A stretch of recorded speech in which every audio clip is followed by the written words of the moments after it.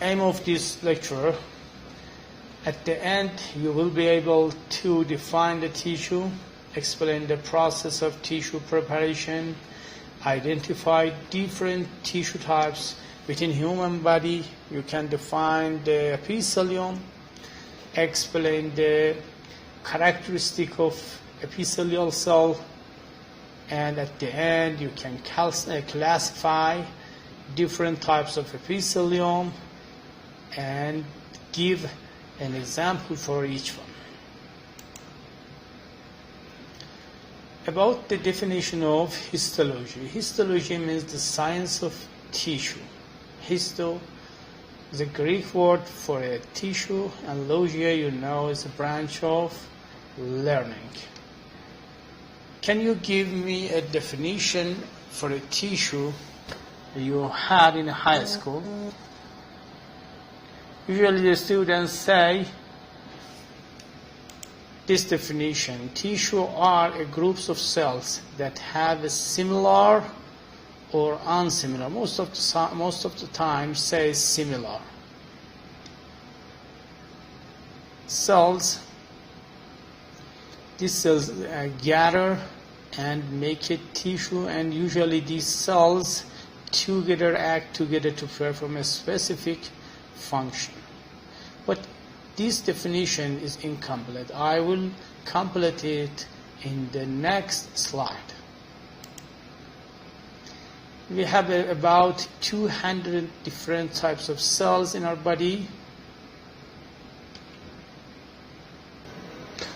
Imagine you are a physician at your office and a patient with a stomachache come to your office.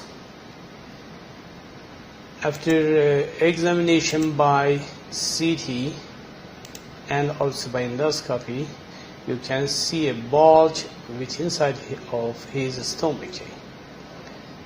And then by surgery remove it, but you don't know what is inside of this tumor. This is mass of tissue. So by the science of histology and also the related science, pathology, for example, after sectioning and seeing under the microscope, you see something like this under the epithelium of stomach. You can see a lot of adipose cells, fat cells.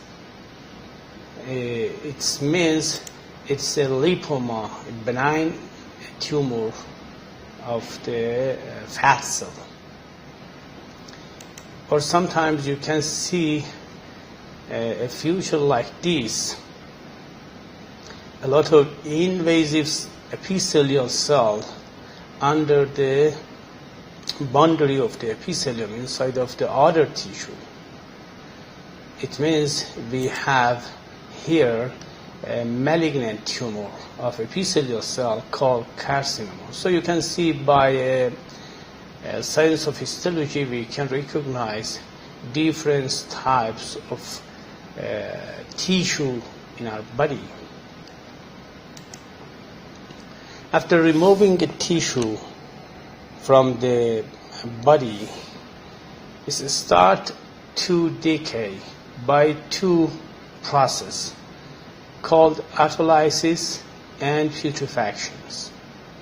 Autolysis is done by a lysosome enzyme within the cell after the cell that start to digest the cell and also the tissue. And putrefactions is done by microorganisms like bacteria, fungi, and also the virus. So we should prevent the decay by these two processes. Histology is by a chemical process called fixation, and using fixative prevent these two processes and preserve the tissue and keep it in a real state. Common use fixative is formalin 10%, usually prepared from the formaldehyde 37%. By adding water, we can prepare formalin 10%. Usually neutral buffer solution of formalin 10% we use to fix the tissues after removing. After fixation, we should cut our tissue into a very, very thin layer, but here we don't have a very thin layer. Just I want to show a sectioning of the tissue. So for sectioning in very thin layers, we need to harden tissue. For example, here by freezing, here we show the frozen meat. By freezing, we harden the tissue and start to sectioning it. Another way is using the embedding materials. For example, paraffin. You know the paraffin is in a room temperature is a solid, but in a temperature about 52 to 60 centigrade degree, it gets melt and it's a liquid. So by infiltration of this liquid paraffin inside of the cell and inside the water, then return to a room temperature, we have a hard tissue. For example, here you can see a block of paraffin. Inside of this block we have our sample tissue. Then start to sectioning it, bring the section on a L slice, and after seeing we can see our tissue under the microscope. So, you know that within the cells we have a water. We should remove the water and replace it with a paraffin. But you know, the water and paraffin, they are not each other solvent.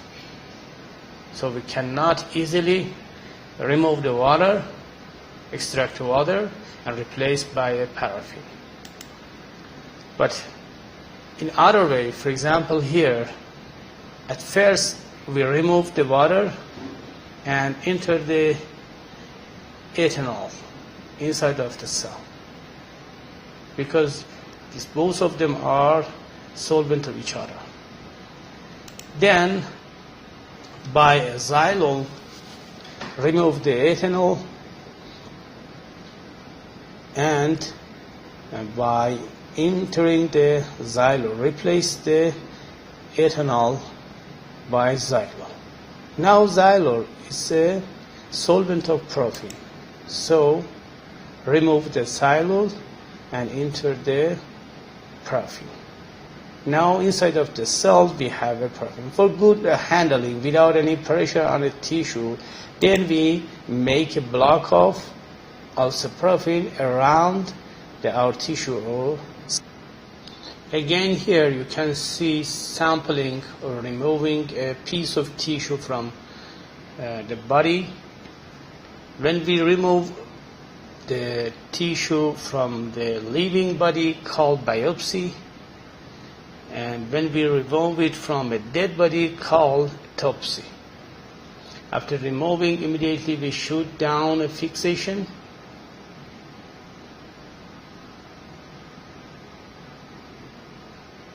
We should do a fixation within the formalin 10%, usually for 24 hours, sometimes for 8 hours. It depends on the size of your tissue.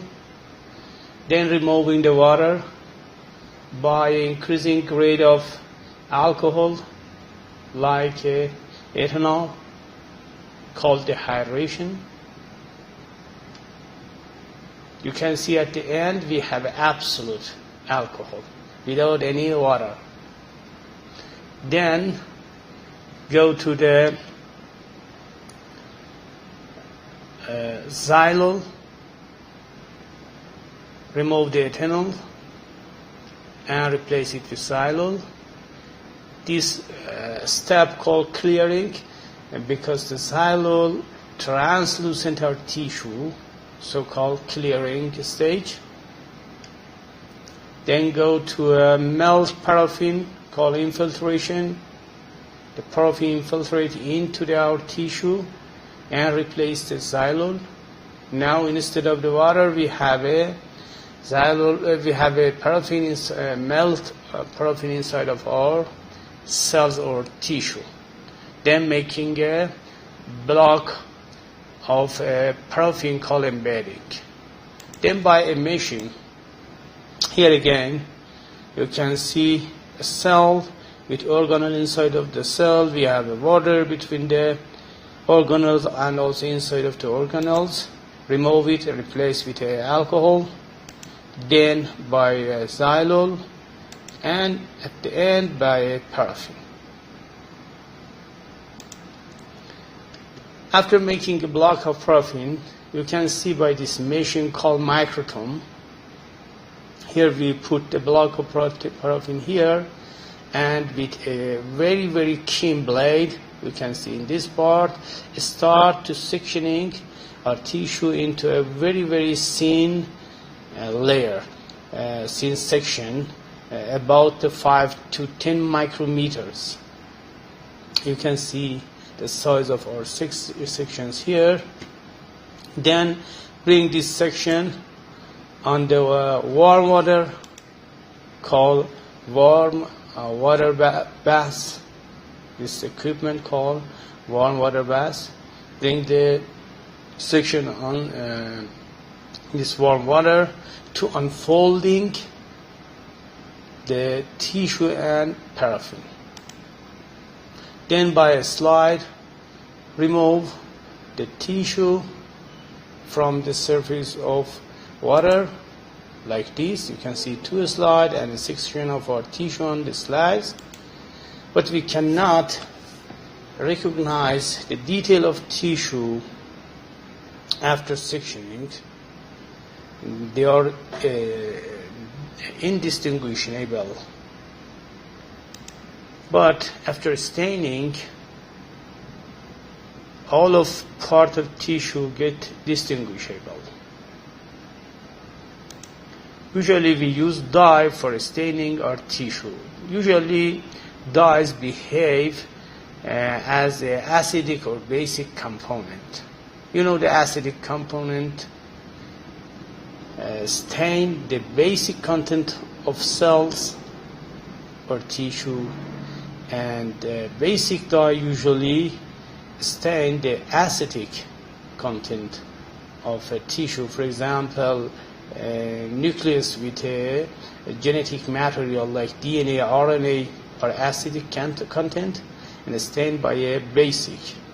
And basic content like, for example, mitochondria, you can see here, stained by a acidic dye. The most common dye for these two dye usually used in the lab of histology is eosin and hematoxylin. Hematoxylin is a basic dye, usually stain a nucleus, and eosin is an acidic dye, usually stain a cytoplasm content. So we say the cytoplasm, of course, in some of cells, most of cells, we can say most of the cells, we say cytoplasm is acidophilic because is stained by an acidic dye. And nucleus called basophilic because it's stained by a basic dye. So the protocol of our staining called hematoxylin and eosin, or H and E. You can see 3 slides, 3 pictures from the tissue, nucleus, and cytoplasm around the nucleus stained by hematoxylin. As we said, hematoxylin stained the nucleus, and eosin stained a cytoplasm around the cell. Again, here you can see a hematoxylin and eosin staining, or a Chaney staining. You see a schematic picture from a cell, nucleus, and cytoplasm, and a real picture from a tissue, nucleus, nuclei, and cytoplasm. When we stain, the tissue cells by H and E. We said the H, hematoxylin, stain the nucleus, and usually eosin stain as cytoplasm. When we stain by a hematoxylin, the hematoxylin give us a color range of a purple, light purple, up to a dark purple or sometimes black. For example, here you can see a dark purple, sometimes you can see a light purple. And for the eosin, also the eosin gives us a color range of pink, again the light pink, up to a red, sometimes a cherry red.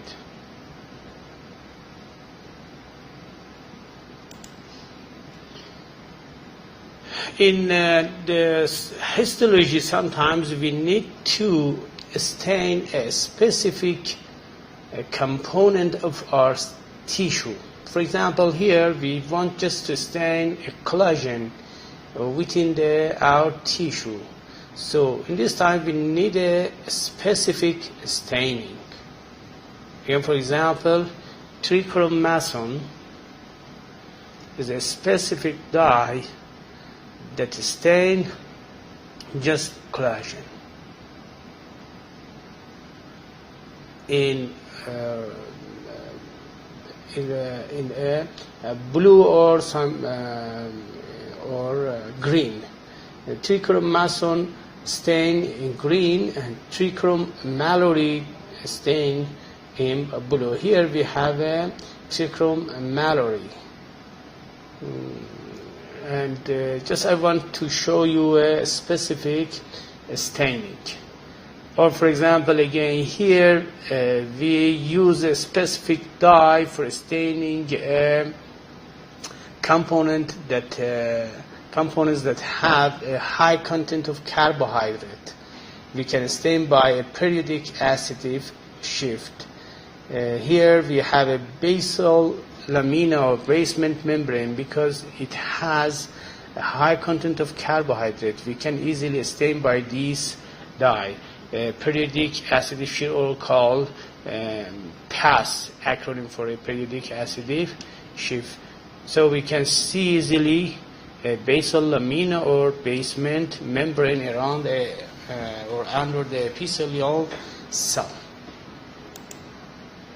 After staining, now we want to see our tissue cells under the microscope.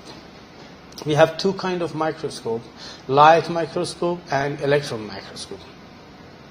Light microscope work by light, electron microscope work by electron. The light microscope give a resolution maximum 1500, but electron microscope can give us a maximum of 500,000 times bigger than the real size. Under the electron microscope, you can see high magnification of one electron by light microscope, high resolution or high magnification of light microscope that is stained by H&E nucleus, cytoplasm, but we cannot recognize the detail within inside of the cell, for example, the organelles. For more resolution and for more magnification, we need a light microscope. We have two kinds of electron microscope. Sorry if I say again light microscope. I mean the electron microscope. For more magnification, we need an electron microscope. We have two kinds of electron microscope, SEM and TEM, transmission electron microscope and scanning electron microscope. Compare the picture of these two electron microscope. At first, I mean the scanning electron microscope, SEM, you can see we have somehow 3D pictures of the cells, for example, here red blood cells, we just magnify it under the microscope. But in a TM that give us a more magnification, more than a CM, we can see inside of the cell. Even we can magnify organelles within the cell. For example, here you can see mitochondria or ER of endoplasmic reticulum. This magnification is near about 500,000. So for TM we need a sectioning again like light microscope, but for a CM we don't need any sectioning.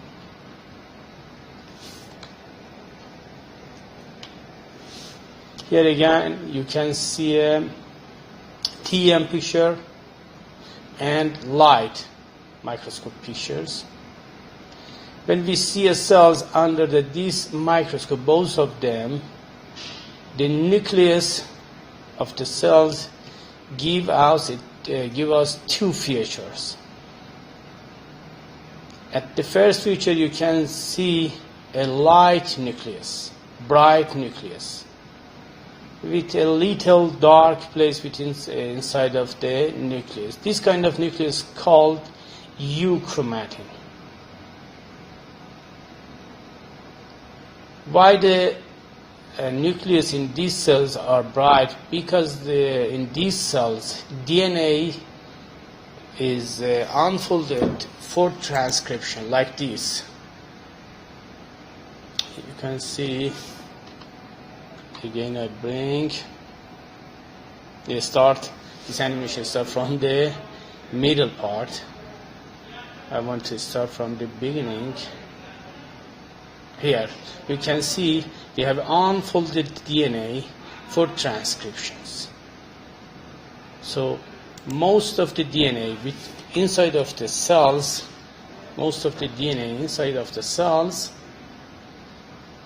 get unfolded, and the transcription factors start to transcript the DNA into the RNA, especially mRNA, and then mRNA translate to the protein. Again, it means these cells are active cells. They are very active in point of protein synthesis, called euchromatin. But sometimes we see a dark nucleus, like this under the TM electron microscope, or this nucleus under the light microscope. In this nucleus, the DNA is very compact, and we have a very, very later protein synthesis. So these cells are inactive cells. This kind of nucleus called heterochromatin. So when the cells have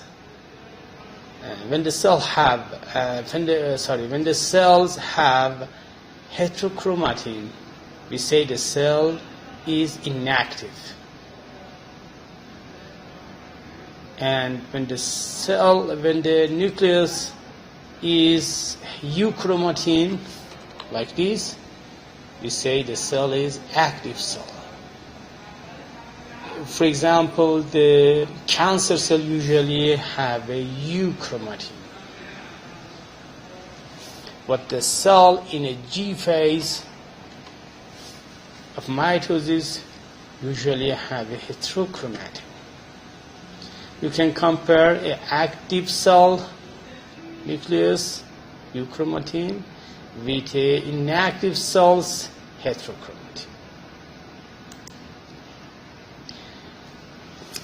In the previous slide, I said I want to complete the definition of tissue. Usually in high school, I said the student have a definition for tissue is a group of similar cells, sometimes unsimilar cells, that act together to perform a spatial function, a specific function. But I said it's incomplete definition. For complete this definition, we say tissue is composed of cell plus extracellular matrix. You can see here cell and extracellular matrix. Extracellular matrix is a lot of macromolecules that secretes different kind of macromolecules, lipid, carbohydrate, protein, all of things that produced by cell and secret around the cells. The cell plus ECM or extracellular matrix can make a tissue. The cell without ECM, they cannot do their function. Again, we said a group of tissue can make organs, like a liver, a spleen. And each organs have two kind of tissue, parenchyma and stroma. Parenchyma is group of tissues, group of the cells that they perform the main function of that organ. For example, in the liver, the hepatocyte cells do the function of the liver, so these cells are parenchyma. But we have other tissue in these organs just support and protect and package these cells, these parenchymal cells, like this, called stroma.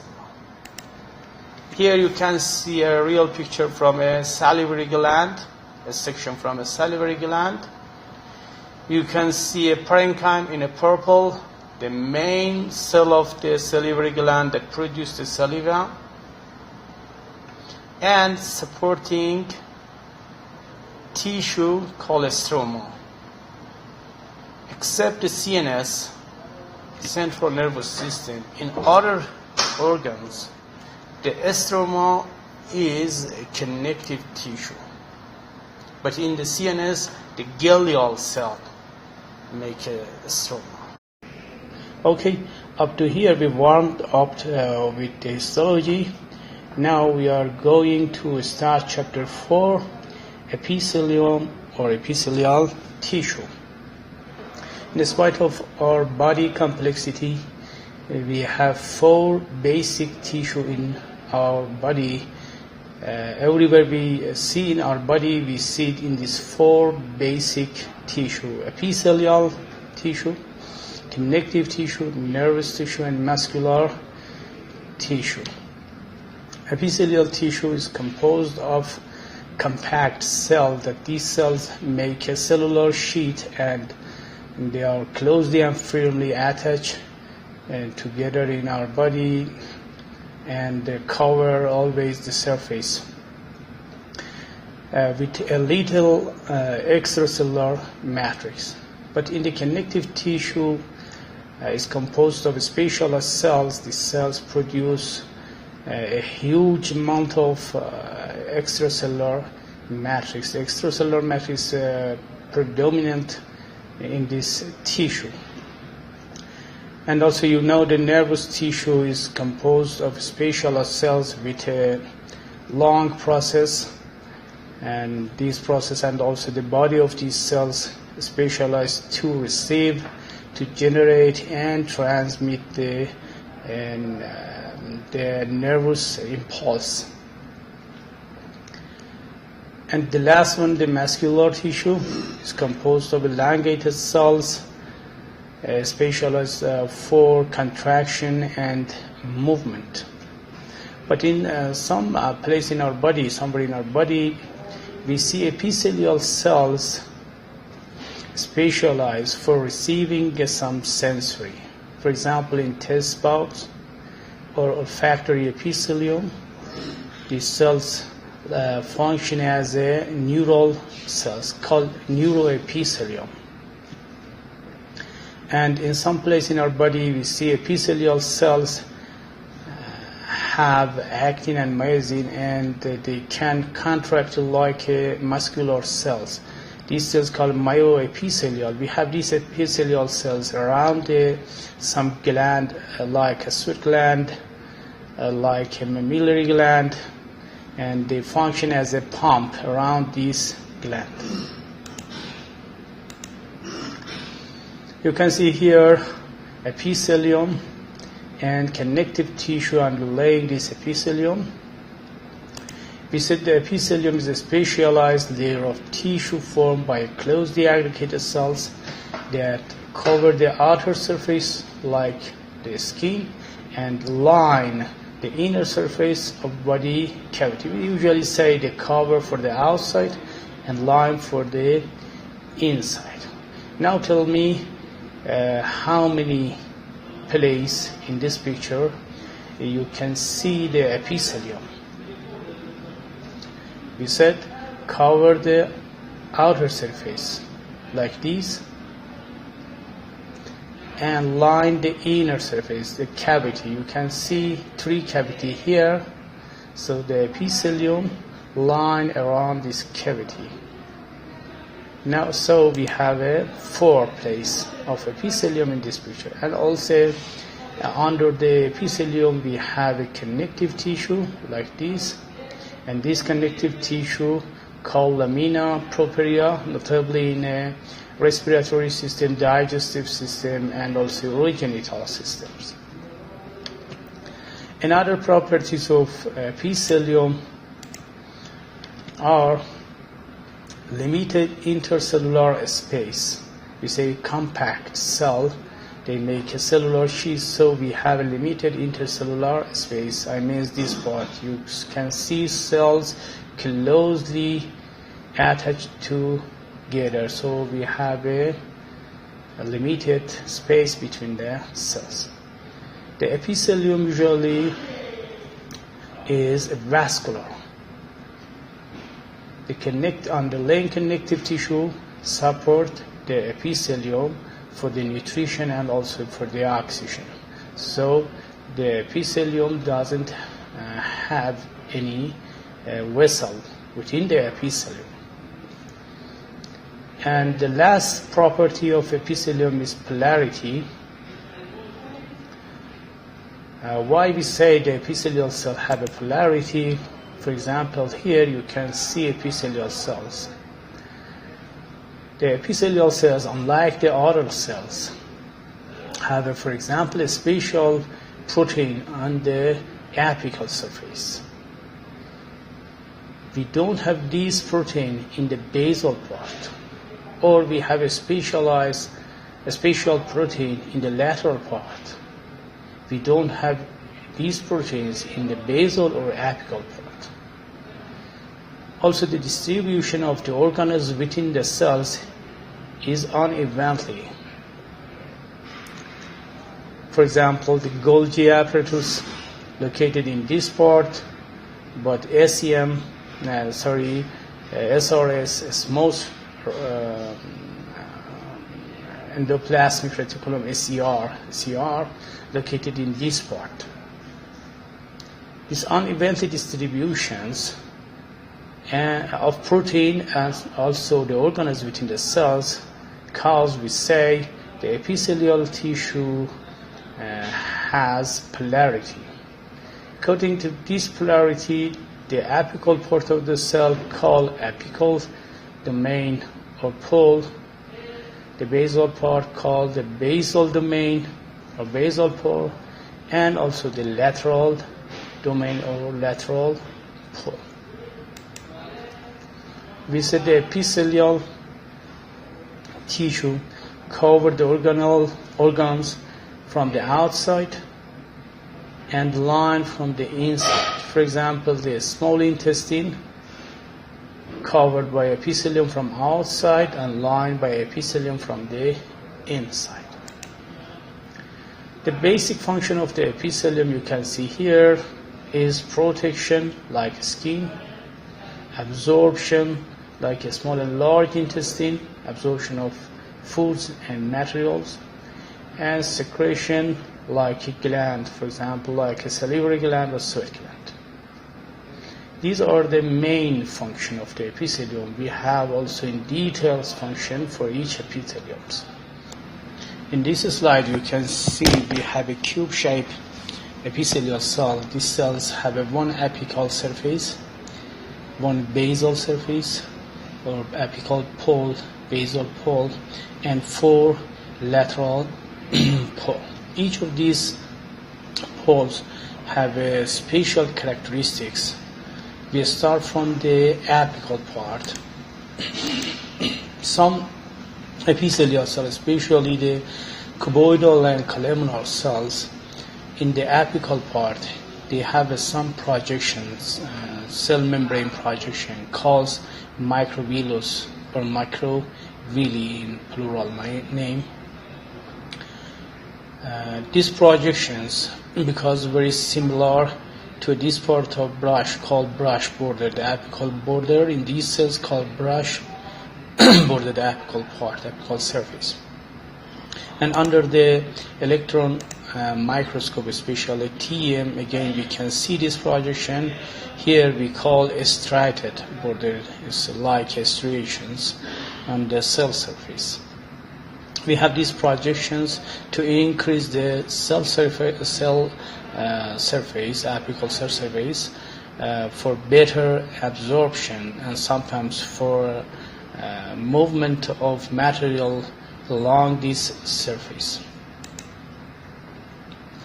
This projection, this folding, increase the cell surface up to 20 to 30 folds. Again, here you can see cube-shaped epithelial cell with uniform projections called microvillus. These projections, because of the cytoskeleton elements, actin filaments. These actin filaments originated from the cytoskeleton, especially from the terminal web. Terminal web is aggregations of actin filament near the apical cell surface. The actin filament originate from the terminal web and cause projections or elevations of cell membrane and create microvillus. And we said the microvillus increase the cell surface 20 to 30 folds. Again, here under the electron microscope TEM and SEM, you can see this projection and cytoskeleton of microvillus. You can see actin filament here, and again this part, actin filament, originated from the terminal web. Terminal web is composed of actin filament. Here you can see a schematic picture from the microvillus, and the cytoskeleton of microvillus composed from the actin filament and also the actin binding proteins. Some of these proteins cap the actin and prevent the actin crossing. Some of them attach the actin filament together like fibrin villi, and some of them attach the actin filament to the cell membrane like myosin type 1 and capping protein like a formin. In the cells that have microvillus, under the TEM we can see a fluffy structure on the surface of microvillus. This fluffy structure called glycocalyx. Glyco means carbohydrate and calyx means coat. Carbohydrate coat on the cell surface. And in this schematic picture, we can see this fluffy structure is composed of carbohydrate. This carbohydrate is part of glycolipid or glycoproteins on the cell membranes. We said the microvillus increase the cell surface. So by the microvillus, we increase the number of these proteins on the cell surface. By increasing the number of this protein, we increase number of this carbohydrate, and these carbohydrates create the glycocalyx on the cell surface. Here again you can see the SEM picture from the cell surface, you can see hundreds and thousands of these microvillus on the cell surface, and you can see uniform structure of microvillus. These uniform projections increase the cell surface. Some patients, when eat the grain product like bread from the wheat or barley, when she eat these foods, after eating they have a stomachache. When we see the stomach villus under the microscope, we can see a huge inflammation under the epithelium within the connective tissue. This means this stomachache is because of these inflammations. When we magnify the epithelium, we can see this kind of patients doesn't have any enzyme to digest a protein within the grains called gluten. So the gluten, undigested gluten, aggregate within the small intestine. By increasing the number of the gluten start to infiltrate and leak into the underlying connective tissue.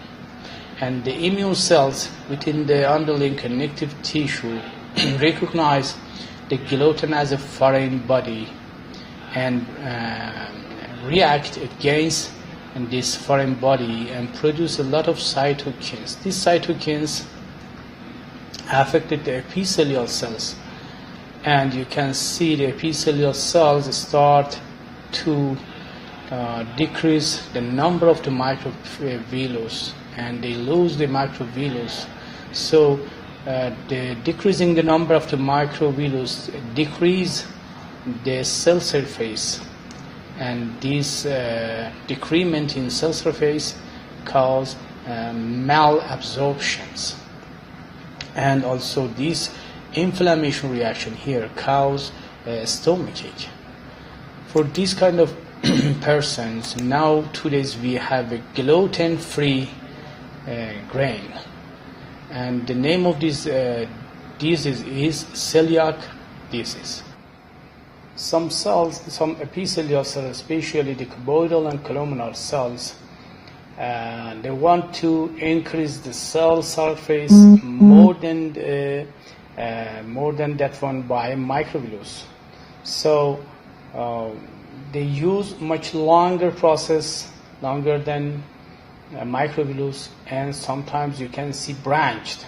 By this way, by increasing the length of microvillus and also creating the branch one, they increase the cell surface more than the microvillus, and this increasing the cell surface facilitating more absorptions. This structure called Stereocilia. Stereocilia means immotile cilia.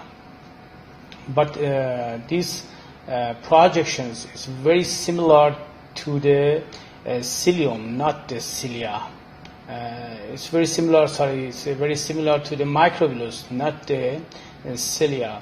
You can see the skeleton within these projections against our microfilament actin microfilament, and also the actin binding proteins. It's very similar to the microvillus.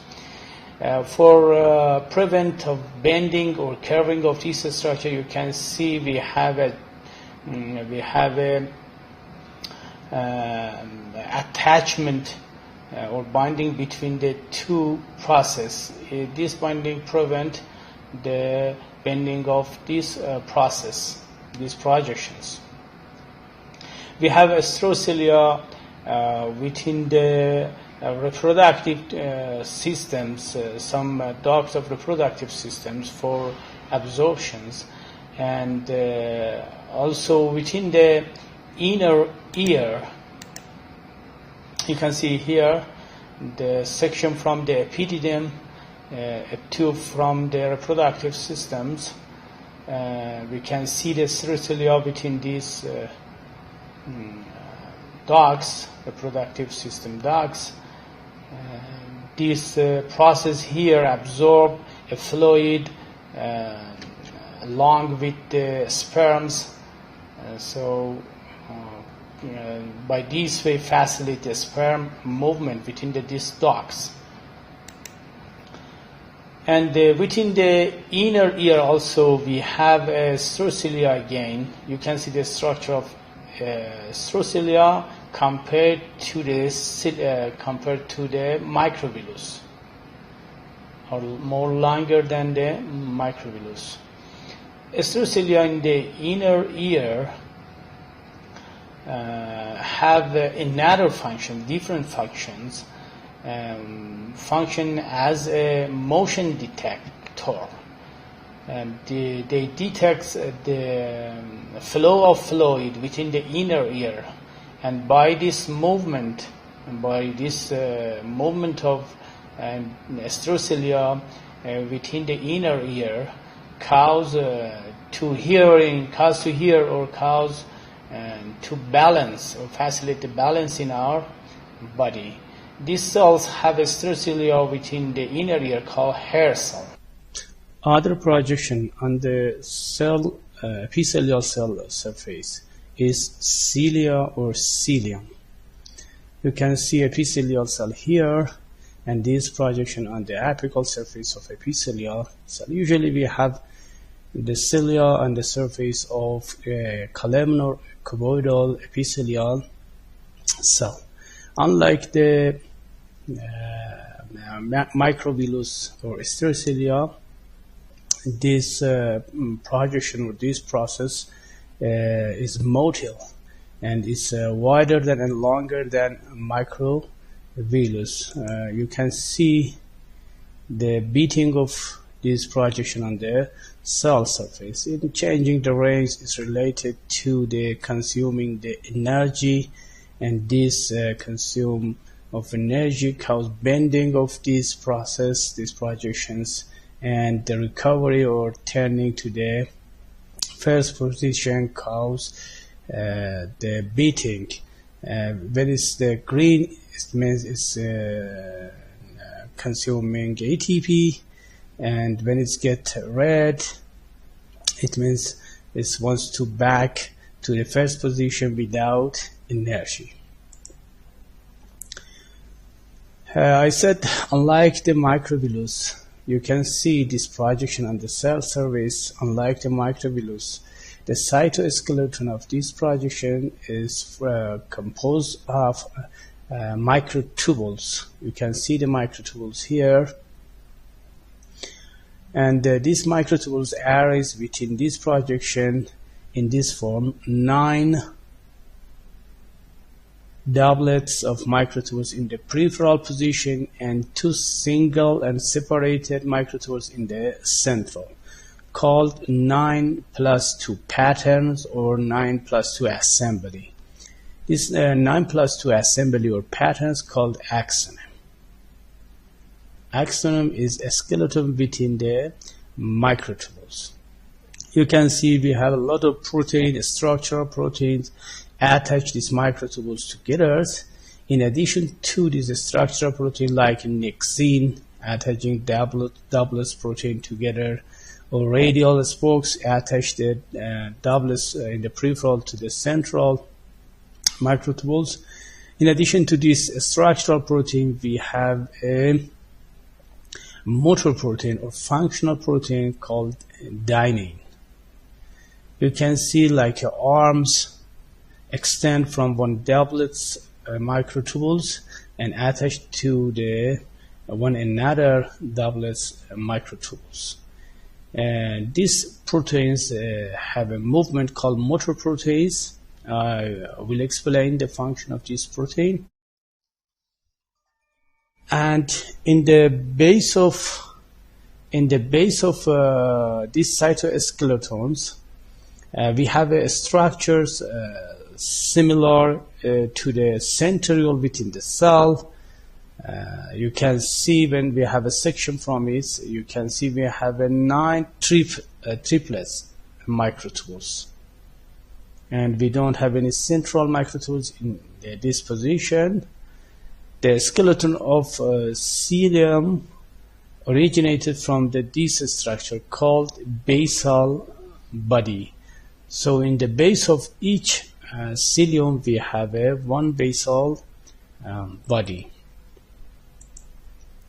You can see here, for example, here we have a cell with 4 cilia, and in the base of each cilia we have one basal body. Again, here you can see a real section, cross section from the cilium, 9 doublets microtubules and 2 separated 9 plus 2 axonum. Again here, and also you can see the dynein proteins. We said dynein protein are motor protein. You can see by at the presence of inertia in between the cells, the ATP. This ATP causes the movement of this protein or sliding of this protein in the surface of microtubules, and because this protein attached to the one doublet protein cause the sliding of these microtubules along the one another doublet protein. But in this way, this kind of movement cause to increase the length of cilia. But we say the movement of cilia is like a beating, like a whip, function as like a whip, or movement of cilia is like a lash whip. But this kind of movement just cause the increase the length of cilia. But we know the base of all of microtubules is not free to this kind of movement. All of them attached to the basal body, so they cannot move upward. So the movement of the dyneins cause bending of cilia with the calcium of ATP. Without ATP, this bending wants to back to the first position, cause beating. Most of the cells, but not all of them, have one process called primary cilium. It's structurally very similar, somehow similar to the cilium.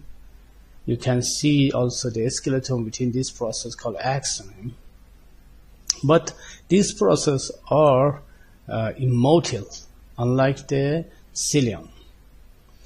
This process or primary cilium is specialized for detection of light in some cells, others again in some cells, motion and flow of liquid around the cells. So this process is not for a movement, it's for a detection. You can see here one cell with a cilium. Usually we have a 300 cilium in the apical surface of epithelial cells, but some cells just have one primary cilium on the surface of cell. The cilia are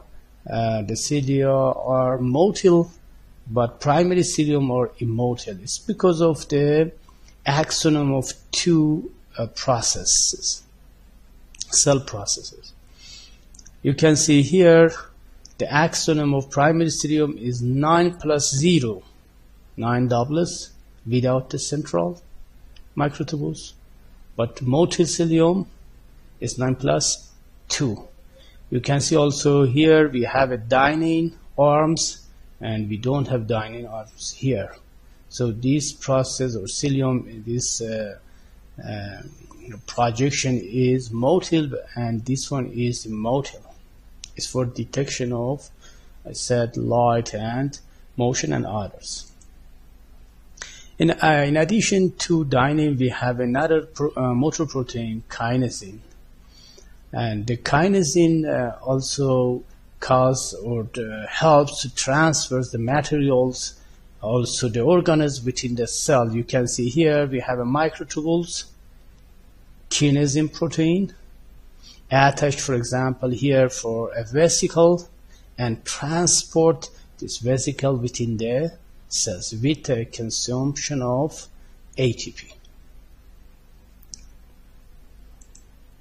Like this microtubule, dynein or kinesin protein, and vesicle transport by these proteins. Usually dynein transport the material from the peripheral part of the cell to the central part of the cells, and kinesin vice versa, from the central to the peripheral.